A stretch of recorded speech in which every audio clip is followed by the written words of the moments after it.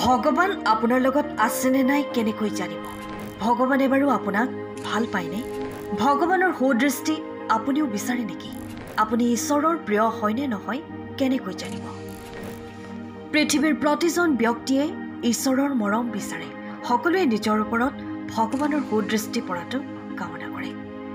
কিন্তু ঈশ্বৰে মানুহৰ প্ৰতি মৰম কেনেকৈ প্ৰকাশ কৰে? ঈশ্বৰে তেওঁৰ সুদৃষ্টি কেনেধৰণৰ সংকেতৰ দ্বাৰা বুজাব বিচাৰে? এই ভিডিঅ'টোত আপোনালোকক এনে 8টা সংকেতৰ বিষয়ে জনাম, যাৰ দ্বাৰা আপুনি বুজিব পাৰিব যে আপুনি ভগৱানৰ কিমান ঘনিষ্ঠ আৰু ভগৱানে আপোনাক কিমান ভাল পায়। 1. যদি ভগৱানে আপোনাক ভাল পায় তেন্তে তাৰ প্ৰথম লক্ষণ হ'ল আপুনি যিয়েই নকৰক কিয় সকলোতে বিফলতাৰ সন্মুখীন হ'ব। এই কথা শুনি আপোনালোকে অলপ আচৰিত যেন অনুভৱ কৰিব পাৰে, কিন্তু এইটোৱেই সঁচা। আপুনি সকলো কামতে আপোনাৰ 100% দিয়াৰ পাছতো, কঠোৰ পৰিশ্ৰম কৰাৰ পাছতো সফলতা লাভ নকৰিব। আপোনাৰ অন্তৰ্দৃষ্টি খোল নোখোৱালৈকে বাৰে বাৰে এনে হৈ থাকিব। 2. আন এক লক্ষণ হ'ল আপুনি আপোনাৰ আত্মবিশ্বাস হেৰুৱাই পেলাব। যেতিয়া ঈশ্বৰ আপোনাৰ লগত থাকে তেতিয়া আপুনি সম্পূৰ্ণ অকলশৰীয়া অনুভৱ কৰিব। পাছলৈ কি কৰিব লাগিব একো নুবুজা হৈ পৰিব। আপুনি এটা সময়ত নিজকে এনে পৰিস্থিতিত অনুভৱ কৰিব য'ত আপোনাক কোনেও সহায় কৰিব নোৱাৰে। আপোনাৰ সমস্যাবোৰ আপুনি কাৰো আগত ক'ব নোৱাৰিব। কাৰোবাক ক'লেও তেওঁলোকে এই সমস্যাক অতি সৰু যেন অনুভৱ কৰিব, ফলত তেওঁলোকে গুৰুত্বই নিদিব। 3.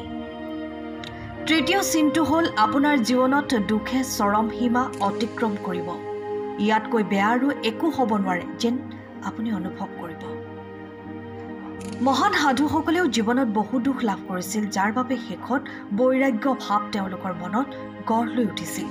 তেওঁলোকৰ মনত এই জীৱন আৰু বস্তুগত সুখক ত্যাগ কৰি ঈশ্বৰক চিনি পোৱাৰ পিয়াস উদয় হয় আৰু শেষত তেওঁলোকেও ঈশ্বৰৰ উপলব্ধি লাভ কৰিছিল। আচলতে এই দুখবোৰৰ বাবে মানুহ ভাঙি পৰে যদিও এই দুখবোৰৰ বাবে ঈশ্বৰৰ প্ৰতি প্ৰেমো তেওঁলোকৰ মাজত গঢ় লৈ উঠে। তেওঁলোকে বুজিবলৈ সক্ষম হয় যে পৃথিৱীত সুখ বুলি একো নাই। কিবা যদি আছে তেন্তে সেয়াই হৈছে ঈশ্বৰ। ভগৱানে প্ৰথমে মানুহক হেৰুৱাবলৈ শিকায়, কাৰণ পৰাজয় বুজি নোপোৱালৈকে বিজয় বুজিবলৈ মানুহ সক্ষম হ'ব নোৱাৰে। চতুৰ্থ চিন হ'ল আশাভংগ। যেতিয়া আপোনাৰ সকলো আশা ভংগ হ'ব তেতিয়াই আপোনাৰ ভিতৰত এটা আভ্যন্তৰীণ অনুসন্ধান আৰম্ভ হ'ব, অৰ্থাৎ আত্মানুসন্ধান কৰিবলৈ শিকিব। ইয়াৰ দ্বাৰা আপুনি নিজকে পৰীক্ষা কৰিব আৰু আপোনাৰ দুৰ্বলতা আৰু ইয়াৰ মূললৈ যাবলৈ চেষ্টা কৰিব। জীৱনত যি হেৰুৱাইছে বা যি কামত ব্যৰ্থ হৈছে তাৰ কাৰণ বিচাৰি পাব। নিজকে প্ৰশ্ন কৰিবলৈ ল'ব।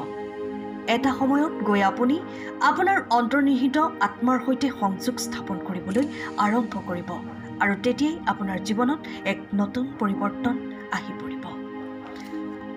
পঞ্চম লক্ষণ হ'ল আপোনাৰ জীৱনত আপোনাৰ নিজস্ব চৰিত্ৰৰ পৰিৱৰ্তন হ'ব। যেতিয়া আপুনি নিজৰ সৈতে সংযোগ স্থাপন কৰিবলৈ আৰম্ভ কৰিব তেতিয়াই আপুনিও নিজকে আপোনাৰ দুৰ্বলতাসমূহ বুজিবলৈ ধৰিব। ইয়াৰ লগে লগে আপুনি নিজকে সলনি কৰি সংশোধন কৰিবলৈ আৰম্ভ কৰিব। আপুনি পূৰ্বৰ তুলনাত অধিক শান্ত, সুস্থিৰ আৰু কথাবোৰ গভীৰভাৱে চিন্তা কৰিবলৈ আৰম্ভ কৰিব।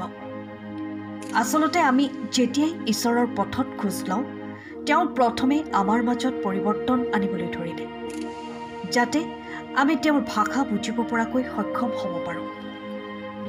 যেতিয়ালৈকে আমি ঈশ্বৰৰ গুণবোৰ বুজি নাপাওঁ তেতিয়ালৈকে আমি ঈশ্বৰ আৰু তেওঁৰ প্ৰেমক বুজিব নোৱাৰিম। সেইবাবেই ঈশ্বৰে আমাৰ মাজত পৰিৱৰ্তন আনে। দুখৰ জৰিয়তেই হওক বা আন কোনো কাৰ্যৰ জৰিয়তেই হওক তেওঁৰ ভাষা বুজিবলৈ শিকায়।